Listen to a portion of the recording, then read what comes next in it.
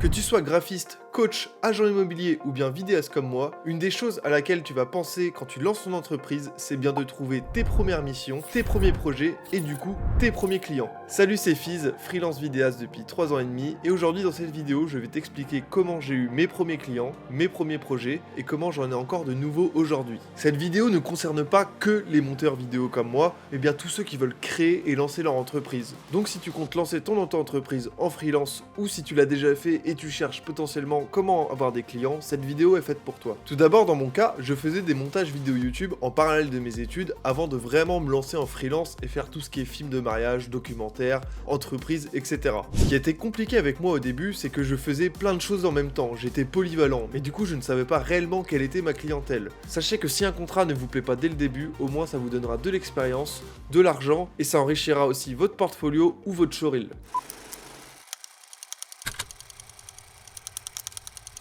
Donc la première étape que j'ai fait, c'est que j'ai fait un showreel. Alors moi j'avais de la chance parce que j'étais en études, c'était un exercice qui était demandé à faire en fin d'année. Donc un showreel en fait c'est une compilation de mes vidéos qui présente toutes les vidéos, mes meilleures réalisations que j'ai faites en une courte vidéo pour présenter à un potentiel client. C'est un peu mon CV de vidéaste. Si tu n'es pas forcément vidéaste, tu as ce qu'on appelle un portfolio. Ça va être une page de site internet qui va regrouper tous tes travaux. Mais alors, où est-ce qu'on monte tous ces travaux? Forcément, on monte ça sur un site internet.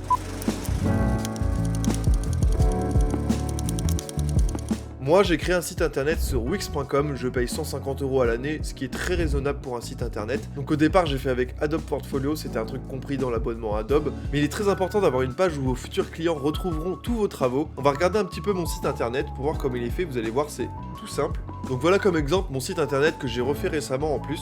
Quand on rentre, on a la page d'accueil, donc on a directement le showreel, le fameux showreel que je vous ai présenté.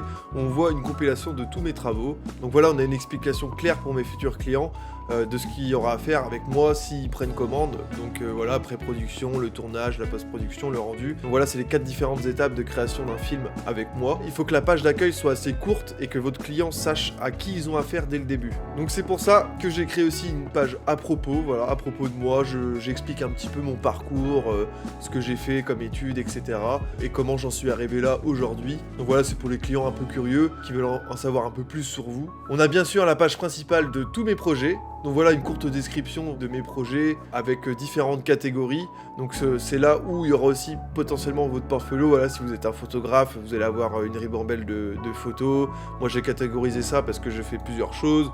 Je fais du mariage, donc quand on rentre dans la page mariage, on a une courte description du mariage. Et voilà, là on défile, il faut vraiment que ça soit simple aux yeux du client. Il clique, il a directement accès à la vidéo. À partir de ce moment-là, vous donnez la description que vous voulez à vos travaux, mais il faut vraiment que ça reste clair et net. On peut remarquer aussi en bas le bas de page, il y a toujours inscrit contactez-moi si les clients ils veulent directement vous contacter, même si c'est vrai que c'est écrit en haut. Avec toujours les réseaux sociaux, ça c'est très important de toujours les afficher sur votre site pour que les clients ils puissent voir vos petits travaux qu'il y a sur Instagram, sur la page YouTube par exemple. Donc voilà, nous avons la page contact avec l'adresse, donc là c'est la zone aussi à laquelle je desserre principalement, le numéro de téléphone, un email et un formulaire de contact. Il n'y a vraiment rien de bien compliqué, il faut que ça soit simple et rapide pour votre futur client. Et en petit bonus, je fais ma promo, voilà, je mets en place des petits cours en ligne si tu veux apprendre le montage vidéo avec moi, que ça soit pour les entreprises, pour YouTube, vous avez différentes formules, différents tarifs. C'était mon petit instant promo. Il y a une petite description en bas qui explique qu'est-ce que je pourrais t'apprendre dans sa globalité. Donc si t'es intéressé, tu peux me contacter, voilà, ça mange pas de pain.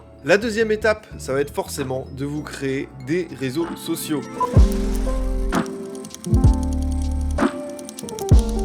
Évidemment, s'inscrire sur les réseaux sociaux est très important car vous ne trouverez pas forcément les mêmes clients d'un réseau à un autre. Par exemple, moi, tous mes projets autour de l'e-sport et de YouTube, je les trouve sur Twitter. Et de l'autre côté, tout ce qui est plutôt entreprise et mariage, je le trouve plutôt sur Instagram.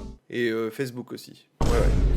Donc soyez toujours actifs sur les réseaux. Ensuite, une étape très importante que beaucoup négligent, c'est de créer une page Google. C'est vraiment très simple d'en créer une. Dessus, vous renseignerez vos horaires d'ouverture, une adresse ou une adresse desservie si vous n'avez pas de local par exemple, un numéro de téléphone, un email, quelques photos et voilà. Une page Google, ça vous permet aussi en quelques mots-clés de vous retrouver plus facilement. C'est ce qu'on appelle le référencement. Pour booster ce référencement, il est important de remplir le plus possible votre page Google, avec des mots-clés, des photos, et une chose très importante aussi, c'est l'avis de vos futurs clients. Moi, quand je termine un petit projet, je demande toujours à mes clients de me laisser un avis sur Google pour savoir ce qu'ils en ont pensé de moi, avec un commentaire et des étoiles. Comme ça, à long terme, plus vous avez d'avis, plus vous êtes mieux référencé sur Google. Voilà, ça permet de rassurer vos futurs clients s'ils comptent travailler avec vous ou pas. Donc pour conclure, après tout ça, vous avez un showreel ou un portfolio qui permet de montrer votre travail. Vous avez un site internet et des réseaux sociaux qui permettent de montrer ce travail et vous donner une com. Vous avez aussi une page Google qui vous permet de vous référencer et de vous retrouver plus facilement dans la recherche. Donc la suite, qu'est-ce qu'on fait ?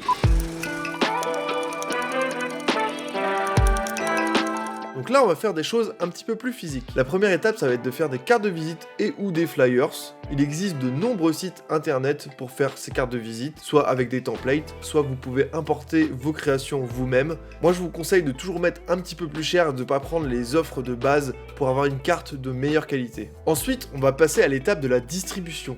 Naturellement, vous allez distribuer vos cartes de visite à vos proches, à vos amis, à votre famille, mais n'hésitez pas à leur en donner une dizaine pour que eux les distribuent à leur tour. Privilégiez aussi les amis qui sont dans des grosses entreprises ou qui sont souvent en déplacement, parce que ça c'est un gros avantage. Votre carte, c'est comme un virus, il faut vraiment qu'elle se déploie partout, il faut qu'on vous voit partout. Ensuite, n'hésitez pas vous-même à faire les petits commerces du coin, en vous présentant sur place et en distribuant des cartes de visite. C'est comme ça qu'on discute, qu'on fait des nouvelles rencontres et qu'on se crée du coup un réseau. Une chose aussi au début quand on peut faire son métier sur l'ordinateur, c'est que je m'inscrivais sur des sites pour trouver des petites missions. Je pense surtout à Fiverr. Fiverr, je pense que certains connaissent. Vous vous inscrivez dessus, vous proposez vos travaux et ainsi ce que vous pouvez faire. Voilà, moi je faisais des petits montages à distance, ça me faisait un peu de sous au début, c'était assez intéressant. Vous pouvez mettre en plus vos prix, vous pouvez faire ce que vous voulez et ensuite les gens peuvent vous laisser des avis. Je trouve ces petites plateformes assez intéressantes, surtout quand on commence. Voilà, vous avez les bonnes bagages pour commencer, mais ne quittez pas, je vais vous donner encore quelques astuces que j'applique encore actuellement et qui sont très importantes. Mettez à jour régulièrement votre site internet, voilà, si vous êtes fier d'un dernier projet, vous n'hésitez pas à l'inclure dedans. Et vous n'hésitez pas aussi à supprimer vos anciens projets dont vous êtes le moins fier. Donc forcément, avec de l'expérience, vous allez évoluer en compétences et en capacité. Postez souvent sur les réseaux, restez actif, postez des photos, des vidéos, des messages. Voilà, je sais que c'est pas facile et que c'est un petit peu un bourbier parce qu'en 2023, il faut poster régulièrement pour rester actif. Moi, ce que je me suis toujours dit aussi, c'est de faire un showreel tous les ans. Tous les ans, je récapitule avec une courte vidéo tous les projets que j'ai fait. Donc là, on est au mois de décembre, donc je vais commencer à faire celui de 2023 pour la mettre sur mon site internet en vitrine. Ne surtout pas hésiter à relancer aussi les entreprises qui ont pris un premier contact avec vous mais qui n'ont pas forcément donné suite. Il faut savoir que certains chargés de com contactent beaucoup de prestataires, vous n'êtes pas forcément le seul, donc n'hésitez pas à les rappeler pour décrocher votre contrat. Ne prenez surtout pas vos clients pour acquis, du jour au lendemain ils pourraient changer de prestataire, donc donnez-vous à fond à chaque projet. Et surtout prenez un maximum de plaisir, c'est un métier de passion avant tout, plus vous allez y mettre du cœur, plus ça va se ressentir. Voilà, j'espère que ces petits conseils vous ont plu, cette vidéo elle était vraiment pour les gens qui comptent se lancer ou qui se sont déjà lancés et qui cherchent des clients. Voilà, si tu connais aussi un proche à toi qui compte lancer son entreprise ou qui cherche de nouveaux clients, n'hésite pas à lui montrer cette petite vidéo, ça pourra peut-être lui être utile. Quel sujet aimeriez-vous que je traite pour une prochaine vidéo ? Voilà, n'hésitez pas à commenter pour me dire ce que vous en avez pensé, le petit pouce bleu, le partage, tu connais, ça fait plaisir. C'était Fiz, merci d'avoir regardé la vidéo, je vous dis à la prochaine et salut les créateurs.